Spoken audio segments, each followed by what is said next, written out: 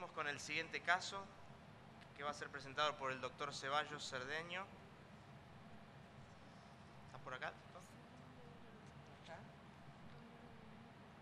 No voy a anticipar nada más para que usemos el ingenio y votemos y hagamos el ejercicio clínico.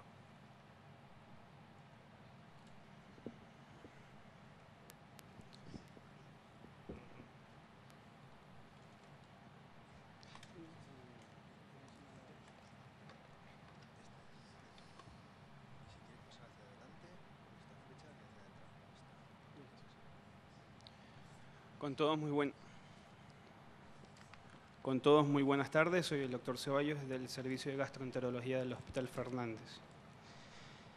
El siguiente caso clínico es un paciente de sexo masculino de 61 años de edad, sin antecedentes patológicos de importancia, tabaquista de 20 cigarrillos por día, cuyo motivo de consulta fue disfagia progresiva a sólidos de 1 año de evolución, referida al tercio inferior del esófago y con una pérdida de aproximadamente 10 kilos de peso.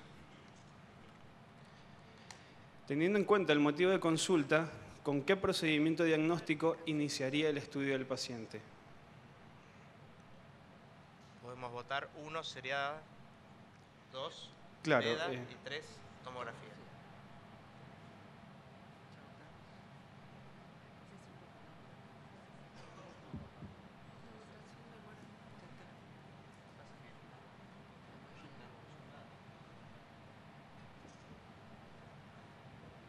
Una consulta de la práctica diaria, la disfagia.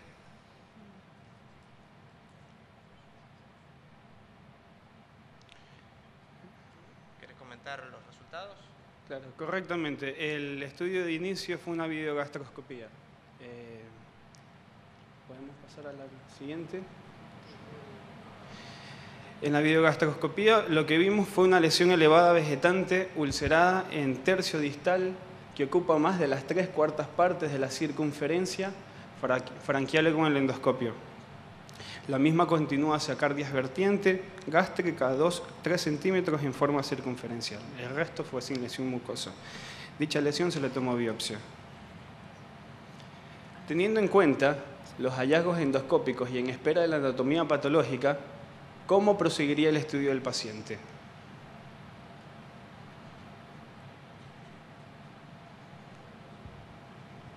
La opción 1 es tomografía, la segunda opción sería gastroduodenal y la tercera neurotomografía y TAC de tóraco abdominal.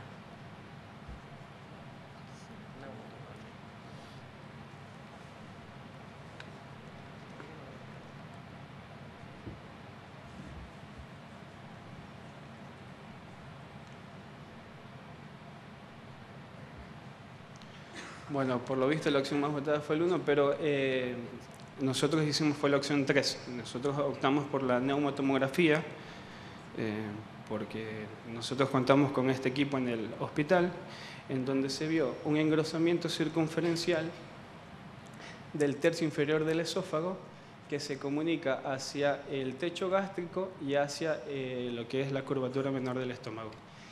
Dicha masa tiene un espesor de aproximadamente 25 milímetros. En algunos sectores presenta cierta depresión de la pared y relieve interno mucoso que está relacionado con compromiso ulcerativo asociado.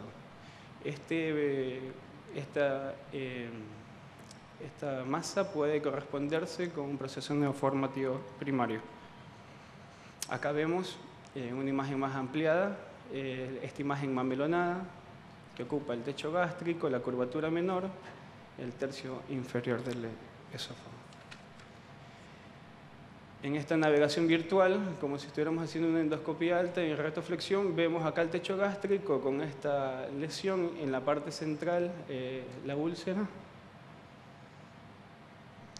En la tomografía vemos en fase arterial porque queríamos ver si había alguna lesión hepática. Justamente vimos a nivel del tronco celíaco, vemos este conglomerado de ganglios con rangos adenomegálicos. Vemos el engrosamiento de la pared del estómago, del techo gástrico y de la curvatura menor.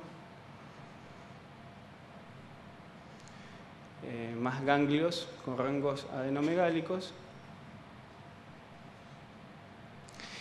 Y la siguiente pregunta es, con los datos obtenidos hasta el momento, ¿en qué diagnósticos usted pensaría? La primera es, sí, adenocarcinoma es la primera. La segunda es carcinoma neuroendocrino. La tercera es carcinoma de células escamosas.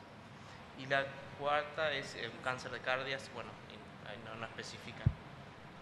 Votamos mientras, creo que el cáncer o digamos las estenosis de esófago inferior hoy en día y verdaderamente el cáncer de cardias se ha transformado en una lesión digamos, dentro de lo que es el cáncer gástrico, una lesión sumamente prevalente. Yo en mi práctica personal este año vi 4 pacientes con cáncer de cardias y ninguno con cáncer de antro. Yo quería extender si tienen la misma experiencia.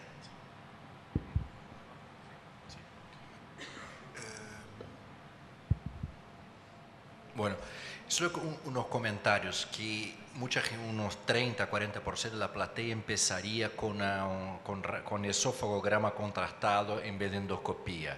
Se puede pensar en empezar con el esófago cuando la disfagia es alta, pero este paciente tenía una disfagia baja, entonces yo siempre empezaría por endoscopía.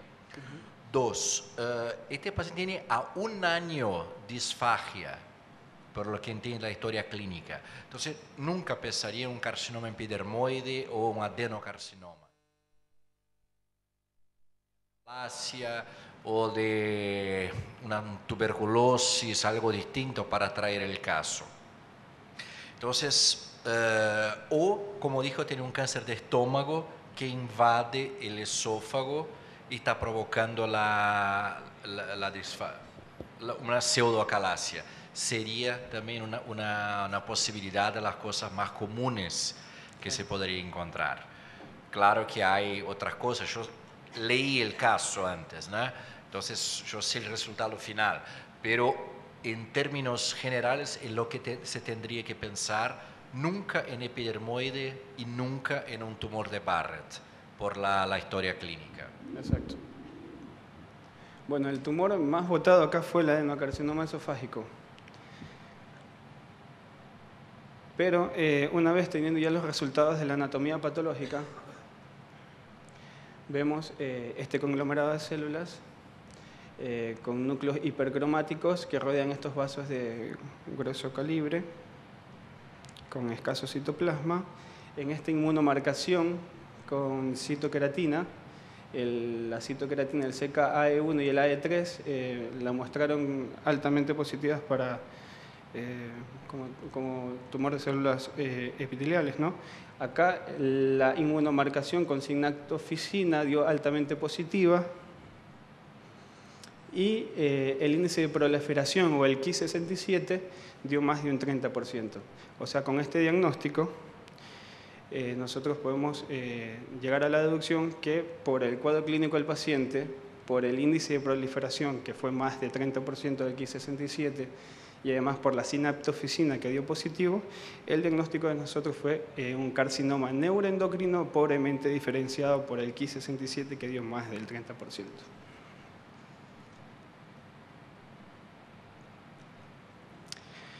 Muy bien, de acuerdo al diagnóstico alcanzado, ¿qué conducta usted adoptaría? Derivación, bueno, aquí están las opciones, ¿no? Derivación a cirugía para tratamiento quirúrgico como opción 1, como opción 2, derivación a oncología para tratamiento quimioterapéutico y la opción 3, neoadyuvancia más tratamiento quirúrgico.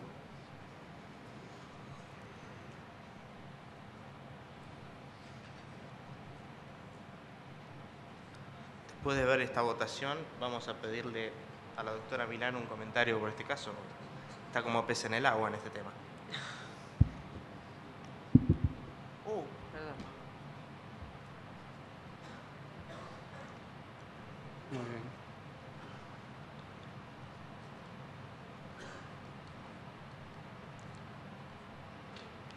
Bueno, la opción que nosotros escogimos fue exactamente la opción 3. Hicimos primero el tratamiento quimioterapéutico, hicimos lo siguiente. Epirubicina, cisplatino y capecitabina durante 4 ciclos. posterior a la quimioterapia, se hizo una nueva videogastroscopía donde veíamos que la lesión de 3/4 partes de la circunferencia disminuyó a 1/4 de la circunferencia con fondo de fibrina próximo a la lesión polipoidea, elevada de 8 milímetros. Mucosa circundante de aspecto irregular. En el estómago vimos en el cardias en hora 6 que se observa lesión vegetante con pliegues con veres en dicha zona y se amputan. El resto de la lesión sin lesión mucosa. Posterior a los ciclos de quimioterapia, bueno, se hizo el tratamiento quirúrgico como correspondía y se le hizo esofagectomía distal, más gastrectomía total, más esófago y ayunoanastomosis, término lateral en IDRU, más yeyunostomía para alimentación y, bueno, un drenaje pleural izquierdo. Acá tenemos la pieza quirúrgica, donde vemos la lesión, una lesión ulcerada.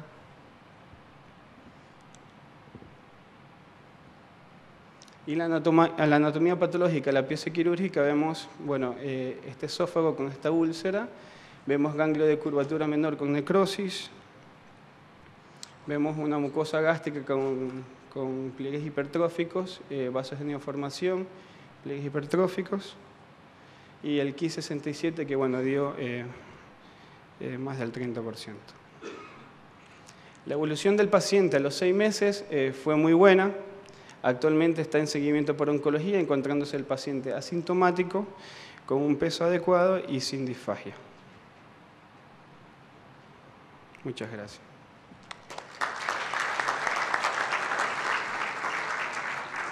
Preguntamos a Claudia cuál es la frecuencia de aparición de este tipo de tumores en su práctica y además cuál es la tasa de respuesta al tratamiento quimioterápico. Son tumores que responden bien. Primero yo quería hacer unos comentarios. Sí. La verdad que el primer estudio que nosotros hacemos de rutina es el tránsito de esófago. No hacemos directamente la endoscopía porque el tránsito nos guía mucho el endoscopista, nos guía, ya es como que nos da una primera estadificación. Uno puede ver la longitud del tumor, la falta de relleno, ve si tiene alteración del eje, no tiene alteración del eje, puede presumir si tiene ganglios o no. Digo que un tránsito de esófago es, digamos que la segunda conducta. La primera conducta sería alimentar al paciente e hidratarlo, ponerle una sonda antes que se tape. Y alimentarlo y darle confort, porque este paciente, no lo vamos a internar. Este paciente no tiene criterio de internación, pero si el paciente lo prolongamos, se va a quedar en disfagia severa o afagia. Así que lo primero que tenemos que hacerle es alimentarlo, hidratarlo.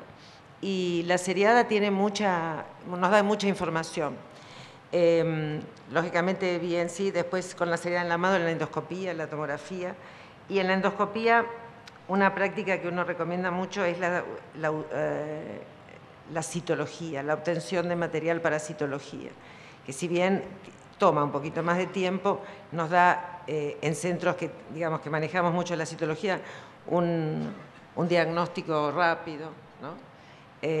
Nosotros tenemos por nuestra población una frecuencia muy alta de carcinoma epidermoide, que el 97% de los cánceres de esófago son epidermoides. Los tumores neuroendocrinos empezaron a ser más frecuentes desde que empezamos a verlos y a conocerlos. Y el uso actual de la neoadjuvancia ha mejorado también su bastante buena evolución, o sea que bien manejados, bien diagnosticados y bien manejados, el tumor neuroendocrino responde bien. Una de las preguntas que le quería hacer al doctor es si habían dosado cromogranina. No, en realidad la cromogranina no se dosó porque, bueno, a pesar de que es una de las indicaciones para seguir este tipo de tumores junto con la sinactofisina y junto con la elnolasa, no la indicamos fue porque la cromogranina indica más lo que es volumen tumoral, o sea, mayor cromogranina significa mayor volumen tumoral. Y como ya el tumor ya no estaba, no le hicimos el dosaje de cromogranina. Está bien, sería como para seguir el neoadjuvancia en la adjuvancia. Pero son tumores que al saber diagnosticarlos que es como que aparece que hay más, ¿no? Pero quizás estuvieron siempre y no los pudimos diagnosticar antes.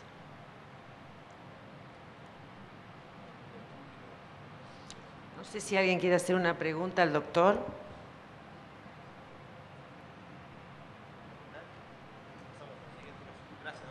Bueno, muchísimas gracias por su atención.